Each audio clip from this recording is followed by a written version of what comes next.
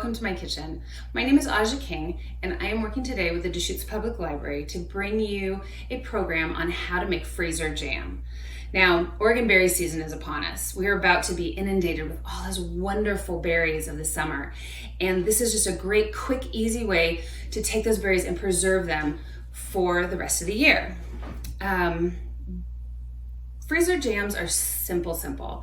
You really only have about 3 basic ingredients. You have the fruit, you've got your pectin, and you have your sugar. And I want to talk a little bit about each of those pieces so you kind of know what each of them will do for the jam. We're gonna start with the berries. Today we're gonna make strawberry freezer jam. The strawberries I actually got these from the farmer's market. They are ripe, they are ready, they are still firm, they're not soft and mushy.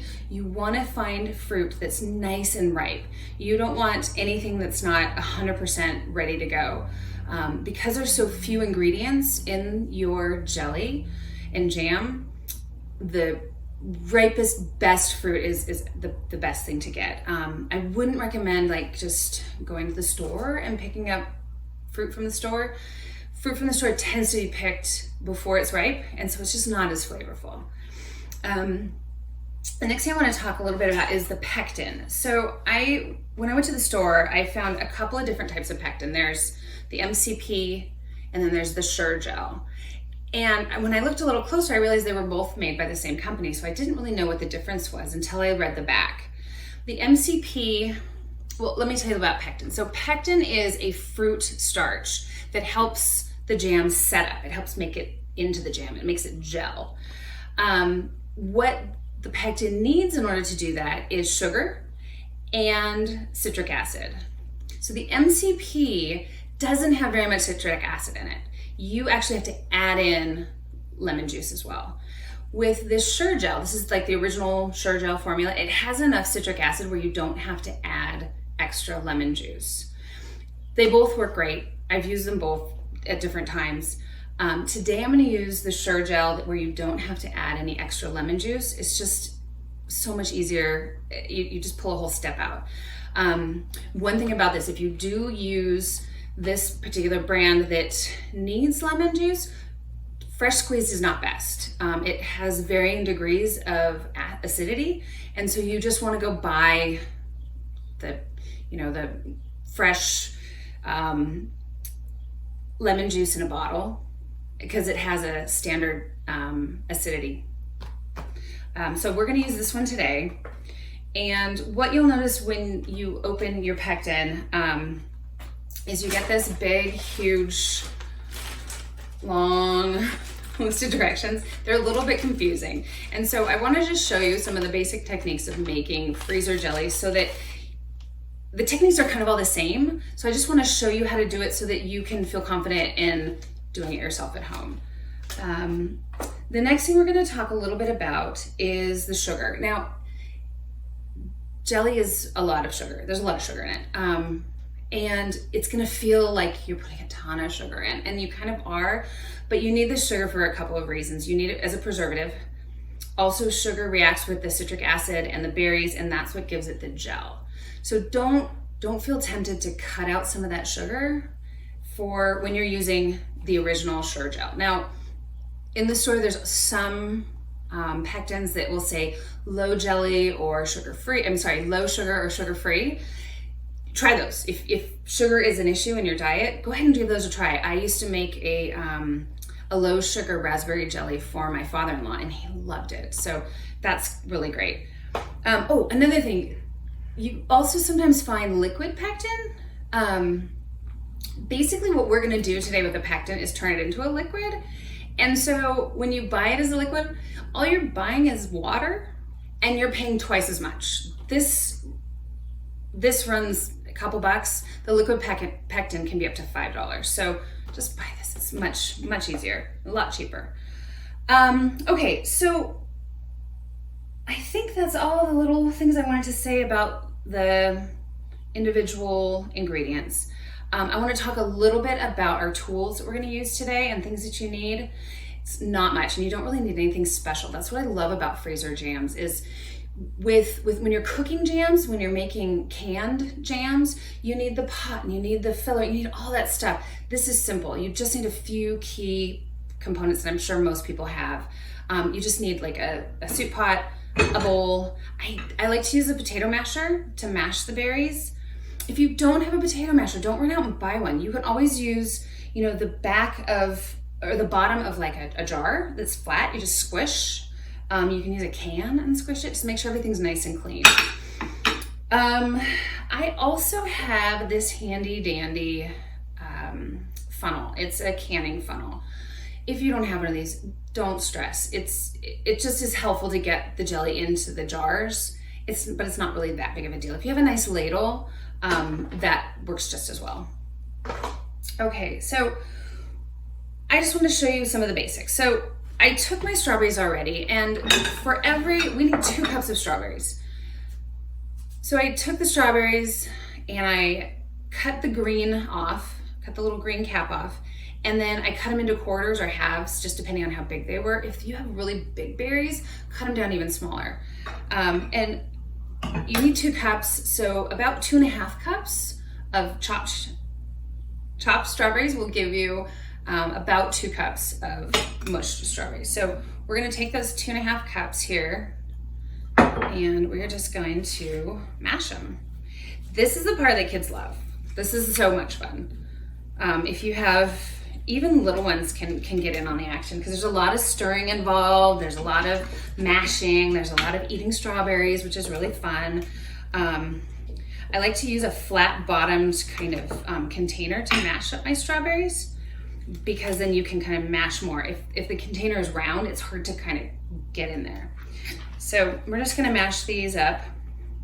Now this step, you can, if you want to, you can always put the berries into like a food processor, but do it on pulse because you don't really want to have this be liquid. You don't want to process it to the point where it's just a big liquid map, because what you've done then is you've broken up all the seeds, and it gets kind of cloudy and kind of, I don't know. I prefer to have sort of some of the bigger chunks and bits and yummy stuff that when you're spreading it on your toast, you can really see that it's a strawberry jam. So we are gonna keep mashing. And I'm gonna take some of this out so we can start measuring. And you can see I did a really rough mash. The mash is it's not liquidy, it's not runny. There's still some good chunks in there. That's the way I like it. If you like a smoother jam, you can either mush it more or you can run it through your food processor. So we're gonna get 2 cups here, hopefully.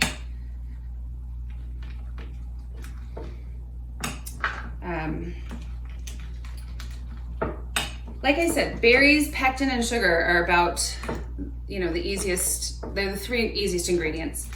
Some of the things you can do to your jelly and your jams when you make them is you can add some herbs and things in, and it won't really change the texture very much, but it'll add a lot of flavor. In the past, I've made strawberry jam with thyme, and it gives it sort of a little bit of a savory bit to it. I've made strawberry jam with cardamom and a little bit of vanilla. That's a lot of fun.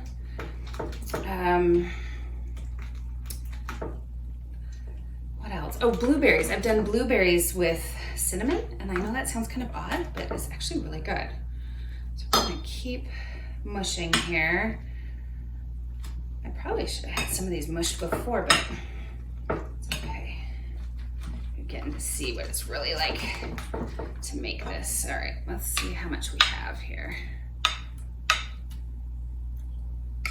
All right, I think we're just about there. So I went to the farmer's market and I got a whole flat of berries. A whole flat of berries will make about 6 batches of strawberry jam. So kind of when you go, kind of know, well, you're gonna eat, you know, you're gonna eat some and you're gonna,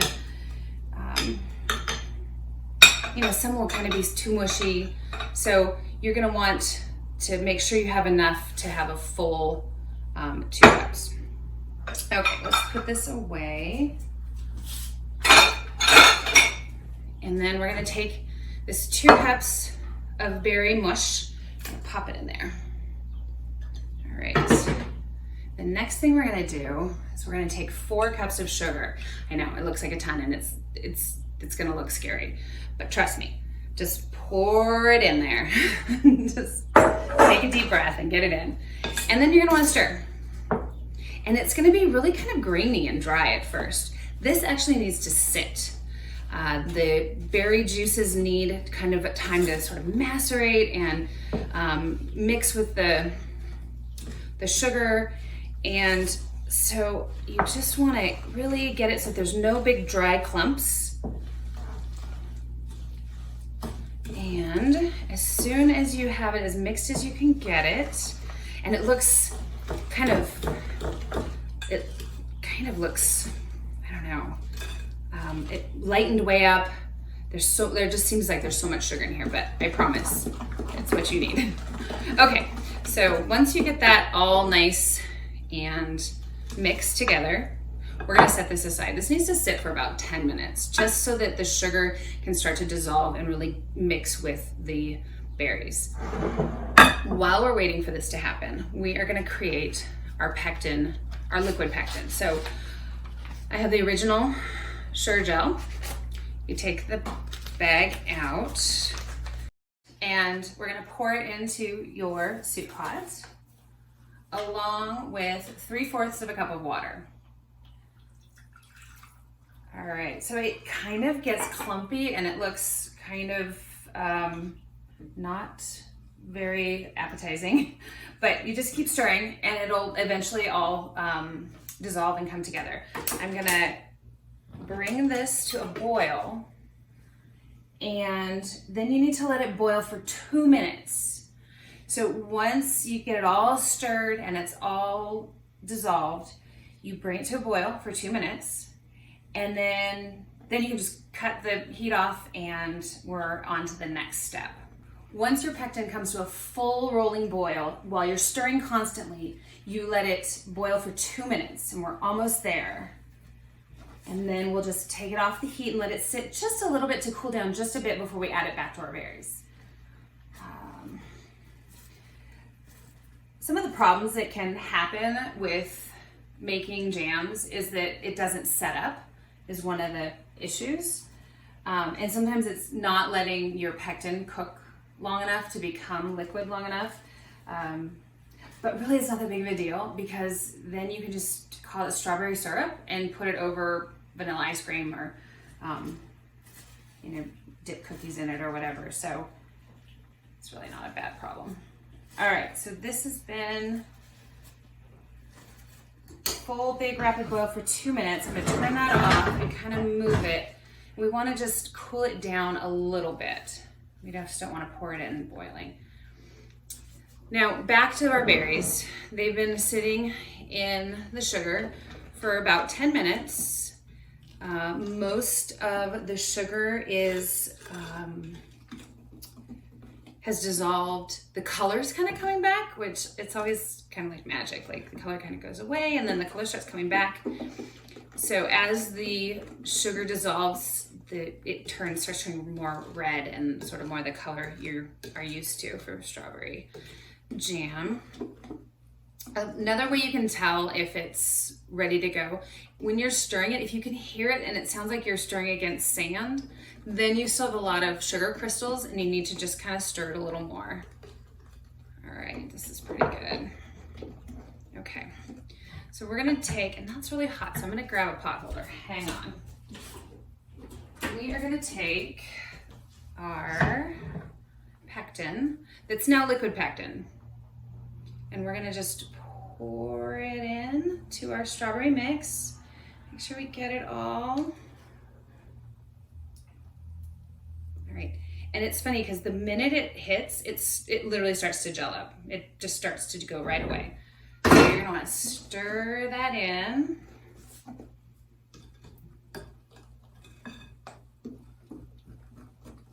Get it really well mixed. You don't wanna have sort of weird pockets of pectin and weird strawberry ungelled places. All right, so keep stirring it all in. And once you get it really nice and stirred, you're ready to put it in your canning jars. I want to talk a little bit about the jars that you can use for freezer jam. My personal preference is to use like a ball jar with a screw lid, sort of the standard canning jars. If you have those, great, use them. Another thing that I've found is they have these cool, Ball puts out these freezer jars that are plastic, but they're really thick plastic. So these work great too. You can, with this freezer jam, you can recycle. And so if you have a glass jar that had something else, as long as you get it really, really clean and sterilized, you can use that. I sterilize my stuff in the dishwasher. I just put them in the dishwasher, turn on the high heat dry, and let them go. And then they come out nice and sterile and perfect to use. One thing I wouldn't recommend using is like recycled plastic containers. You know, the containers that like cottage cheese or sour cream come in, they're just too thin. And so when you load it up with the jelly and you put it in the freezer makes the plastic really brittle. And so you don't want to take your lovely, freezer jam from, the summer out and have that be cracked and not usable. So we've got our pectin in here and our sugar and our berries, and we're ready to go. We are ready to can. All right, just grab your jars, and I'm going to use my nice funnel that I have and a ladle. Very simple. Oh, it's already starting to kind of gel up. It's great. Okay. And you just plop it in there. You want to make sure you leave what's called head space. It's about it's about a half an inch. What that does is it allows for when you freeze it, because when you freeze things, it expands, and it allows for that expansion. If you don't allow for that expansion and you have your lid down really tight, you can crack your glass. So you make sure you have about a half an inch of head space, and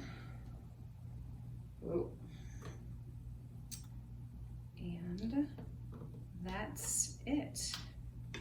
Really simple. You put your lid on, and I don't put my lids on super tight because I like to be able to get them off. But once you put your lid on, you're gonna want your jars to sit out on your counter for 24 hours. That gives the pectin a chance to really get working. That gives the sugar a chance to really dissolve. It just kind of sets everything up. So you just pop it on your counter for 24 hours, let it sit. And then in 24 hours, you're ready to either pop in your fridge, or you're ready to eat it right away, or put it in the freezer. I would strongly suggest marking the top of the lids as to what it is. I would put, strawberry freezer jam and the date. I always find that I'll make stuff and I'll think, oh, I'll know what that is, and I forget. So make sure you label everything with the date and what it is, and that's it. Couldn't be simpler. Some of the things you can do with your strawberry jam is I like to take some of the jam and put it in a saucepan with a little bit of thyme and a little bit of like onions and maybe some chives, and then you can take a barbecue salmon and just sort of lacquer the top, and it makes a really nice glaze. Of course, there's always just pouring it over vanilla ice cream, which is awesome.